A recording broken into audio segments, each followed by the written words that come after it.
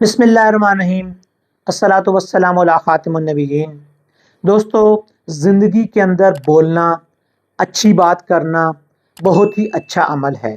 ایسی بات کرنا جس کا اثر دوسرے پر ہو، جسے سن کر لوگ اچھا سمجھیں، یہ ایک بہت اچھا عمل سمجھا جاتا ہے۔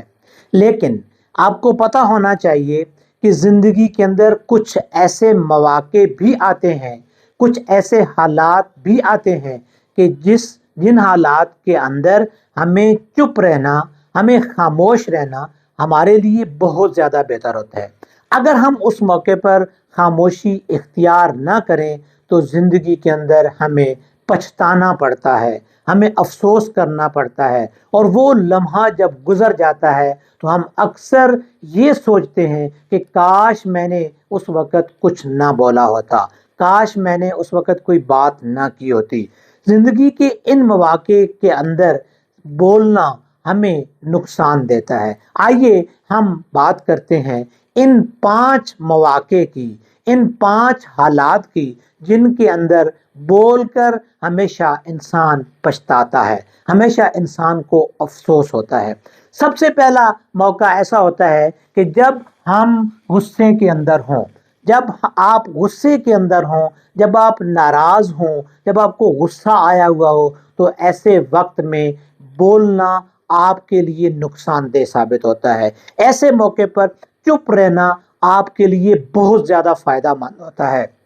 اسی لیے کہا جاتا ہے کہ غصے کے اندر ہمیں کوئی فیصلہ نہیں کرنا چاہیے۔ جب ہم غصے کے اندر کوئی فیصلہ کرتے ہیں تو وہ اکثر فیصلہ ایسا ہوتا ہے جس پر ہمیں بعد میں افسوس کرنا پڑتا ہے۔ سخت غصے کے اندر، سخت پریشانی کے اندر یا سخت خوشی کے موقع پر ہمیں کوئی بھی فیصلہ نہیں کرنا چاہیے۔ کوئی بھی بات ہمیں کرتے ہوئے بار بار سوچنا چاہیے، بار بار سوچ کر ہمیں بات کرنی چاہیے۔ خاص طور پر جب ہم غصے کے اندر ہوتے ہیں تو ہمارے منہ سے ایسے الفاظ نکلتے ہیں جو اس موقع محل کے مطابق بہتر نہیں ہوتے، جن کو ہم اپنی زندگی میں بار بار اس کے اوپر ہم اس سے پچھتاتے رہتے ہیں۔ تو لہٰذا جب ہمیں غصہ ہو، ہم غصے کی حالت میں ہوں، تو ہمارے لیے چپ رہنا ہی زیادہ بہتر ہوتا ہے۔ دوسرے نمبر پر اس وقت چپ رہنا زیادہ بہتر ہوتا ہے جب آپ آرگومنٹس دے رہے ہوں، جب آپ دلائل دے رہے ہوں، جب آپ اپنے دلائل کا دوسروں کے سامنے دلائل بیان کر رہے ہوں، تو بعض اوقات ایسی صورت میں آپ کو ایک گڈ لسنر ہونا چاہیے، دوسرے کی بات کو سننا چاہیے۔ اگر آپ دلائل دیتے ہوئے، کسی کے ساتھ بات کرتے ہوئے اکثر ہم دیکھتے ہیں کہ ہم زیادہ ہیٹ اپ ہو جاتے ہیں، ہمیں زیادہ غصہ آنا شروع ہو جاتا ہے، ہم اپنے آپ سے اوور ہو جاتے ہیں، تو ایسی صورت میں ہم جو کام کریں گے، جو بات کریں گے، وہ یقیناً بات ٹھیک نہیں ہوگی، وہ یقیناً غلط ہوگی، وہ اس موقع محل کے مطابق نہیں ہوگی۔ لہٰذا ہمیں اپنے آپ پر کنٹرول کرنا چاہیے، ہمیں دوسرے کی بات کو غور سے سننا چاہیے۔ جب آپ دوسرے کی بات کو سنتے ہیں تو اس طرح معاملات کول ڈاؤن ہو جاتے ہیں، معاملات ٹھنڈے ہو کر ایک سلجھاؤ کی طرف چلے جاتے ہیں۔ لیکن اگر آپ صرف اپنی بات کو بیان کرنے کی کوشش کریں گے، جب آپ اپنے دلائل ہی دینا شروع کر دیں گے، تو پھر حالات کول ڈاؤن نہیں ہوں گے، بلکہ اس کے اندر اور تیزی آئے گی، اور آپ سے ایسے کچھ الفاظ منہ سے نکلیں گے جو اس موقع مال کے مطابق آپ کے لیے فائدہ مند نہیں بلکہ نقصان دہ ہوں گے۔ ان الفاظ پر بعد میں آپ کو پچھتانا پڑے گا، بعد میں اس کا افسوس کرنا پڑے گا۔ اور تیسرے نمبر پر ایک اور موقع آتا ہے کہ جب آپ انشور ہوتے ہیں، جب آپ کسی بات کو کے لیے آپ خود کو یقین نہیں ہوتا، آپ کو خود یقین نہیں ہوتا کہ اس کا جواب کیا ہے، ایسے موقع پر آپ کو اب خاموش رہنا آپ کے لیے زیادہ بہتر ہوتا ہے۔ آپ سے کوئی سوال پوچھتا ہے، آپ اس کا جواب آپ کو پراپر پتہ نہیں ہے، آپ کو یقین نہیں ہے، آپ اس وقت خاموشی اختیار کیجئے، آپ اس سے سوری کر لیجئے، آپ اپنی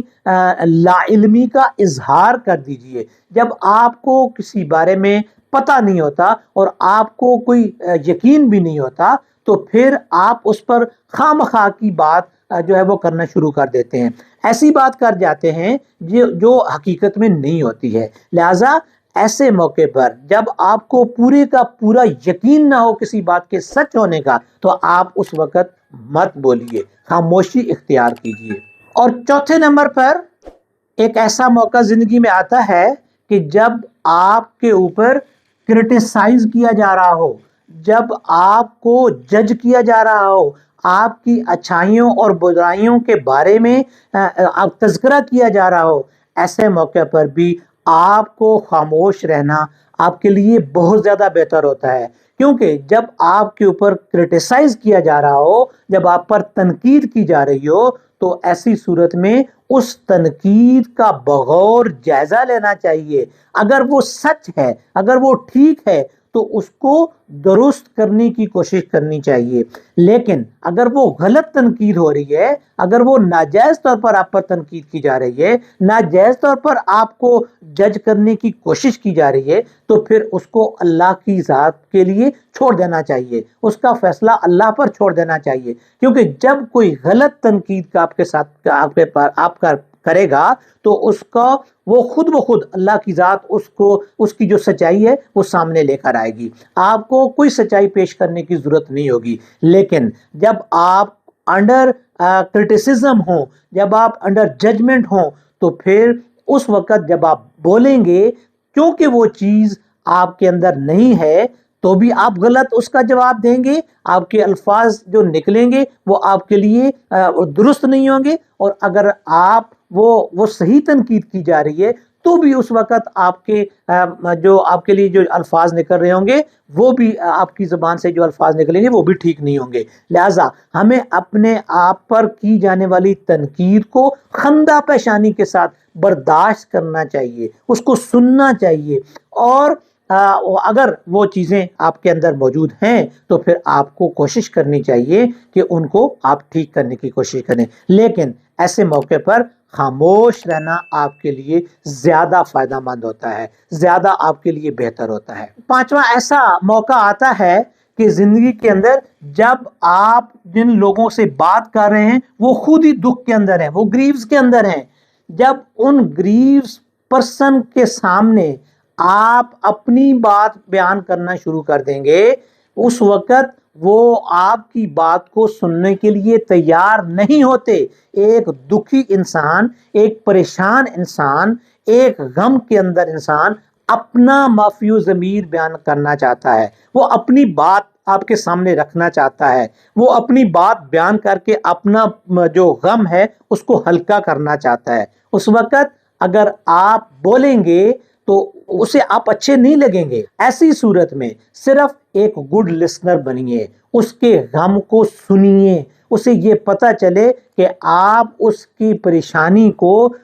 بڑے غور کے ساتھ سن رہے ہیں اور آپ پر بھی وہی پریشانی طاری ہو رہی ہے، آپ اس کے دکھ اور درد میں شریک ہیں۔ لیکن اگر آپ اس وقت اپنی بات بیان کرنا شروع کر دیں گے، آپ اس وقت اپنے دکھ اس کے سامنے بیان کرنا شروع کر دیں گے، اپنا رونا شروع کر دیں گے، اس کے سامنے اپنی پریشانیوں کا ذکر کرنا شروع کر دیں گے، تو وہ شخص آپ کو اچھا نہیں سمجھے گا۔ اپنے آپ کو اچھا بنانے کے لیے، اپنے آپ کو بہتر بنانے کے لیے اس وقت بہت زیادہ بہتر ہے کہ آپ صرف اس کے غم کو سنیے، صرف اس کے دکھ کو سنیے، صرف اس کی پریشانی والی باتوں کو سننے والا بن جائیے۔ ایسی صورت میں آپ کے لیے خاموش رہنا زیادہ بہتر رہتا ہے۔